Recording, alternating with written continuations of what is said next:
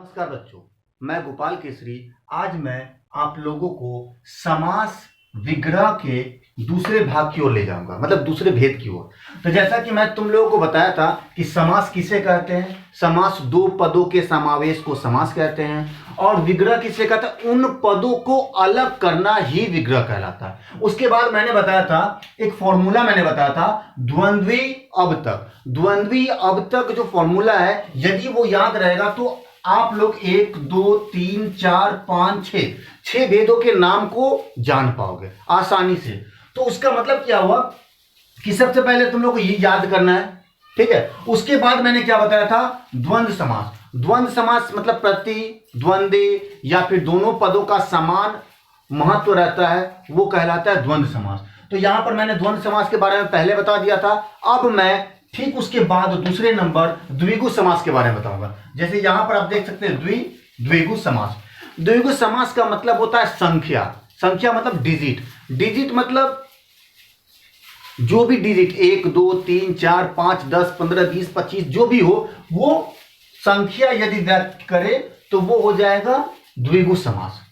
आंख बंद कर जब भी कोई शब्द, जब भी कोई पद मिले, उसमें स्टार्टिंग जो वर्ड रहता है वो यदि डिजिट हो, संख्या हो, तो वो संख्या द्विगु समास कहलाता है। जैसे यहां पर भी मैंने दिखाया है, देखो यहां पर ये पद है, सपोज मान लो एक पद है। पद के जैसे मैंने बताया कि दो पद होते हैं, एक ये वाला पद, एक ये वाला। स्टार्टिंग एक पद होता है, उसके बाद वाला एक पद होता है। तो यहां पर लिखा हुआ है कि फर्स्ट जो पद होता है वो संख्यावाचक विशेषण होगा, या संख्यावाचक विशेषण, और दूसरा क्या होगा, संज्ञा। इसका मतलब कोई भी एक शब्द होगा जिसमें दो पद होंगे, दो आपस में जुड़े होंगे। जैसे ये पेन और इसका कैप, ये जुड़ा हुआ है, तो ये पूर्व पद है, ये उत्तर। ठीक उसी तरह यहां पर बताया जा रहा है कि पूर्व जो पद है वो संख्यावाचक होगा, डिजिट होगा, विशेषण होगा, और दूसरा क्या होगा, संज्ञा होगा। तो जब तुम कभी संख्या देखो तो आंख बंद करके तुम बोल सकते हो कि वो द्विगु समास है। जैसा कि मैंने कुछ एग्जाम्पल दिया है, जैसे नवरात्रि। देखो यहां पर स्टार्टिंग जो है, पहला जो पूर्व पद है वो नौ है। नौ का मतलब ये बताया जा रहा है कि 9। तो मैंने जैसे बताया था कि 9 जो है वो यदि संख्यावाचक विशेषण होगा और ये वाला संज्ञा, ठीक उसी तरह देखो 9 9 वो हो जाएगा संख्यावाचक विशेषण। तो पहला पद जो है संख्यावाचक और उसके बाद संज्ञा। ठीक उसी तरह सप्तर्षि मतलब 7, ऋषि 7 जो है वो हो जाएगा संख्यावाचक विशेषण, और उसके बाद वाला ऋषि जो हो जाएगा वो संज्ञा हो जाएगा। ठीक उसी तरह त्रिनेत्र, सप्ताह, चौराहा, तिरंगा, नवग्रह। तो ये स्टार्टिंग जो पद है वो हमेशा डिजिट से स्टार्ट हो रहा है, इसीलिए वो संख्यावाचक विशेषण कहलाएगा। जैसे इसको तोड़ने का नियम क्या होता है, आइदर आप समूह या समाहार लिख सकते हैं। जैसे यहां पर लिखा नवरात्रि, 9 रात्रियों का समूह या समाहार। तो 9 रात्रियों मतलब 9 रात्रियों मैंने क्यों लिखा है, क्योंकि 9 जो है वो बहुवचन है, पुल्लिंग है, इसीलिए मैं रात्रि की जगह रात्रियों लिखा हूं।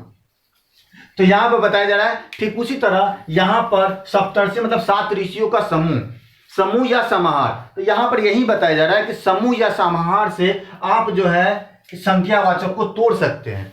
तो यहां पर जब भी द्विगु समास यदि पहचानने की बात है तो सबसे पहला पद जो रहता है वो डिजिट में रहेगा, संख्यावाचक, ठीक है।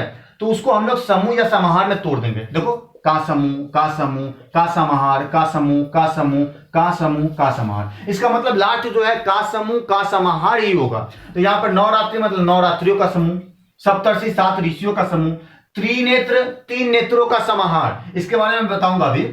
सप्ताह 7 दिनों का समूह या समाहार, चौराहा 4 राहों का समूह या समाहार, तिरंगा 3 रंगों का समूह या समाहार, नवग्रह 9 ग्रहों का समाहार। लेकिन एक बात ध्यान देने की है यहां पर, जैसे यहां पर मैंने दिया है त्रिनेत्र, 3 नेत्रों का समूह, ठीक है।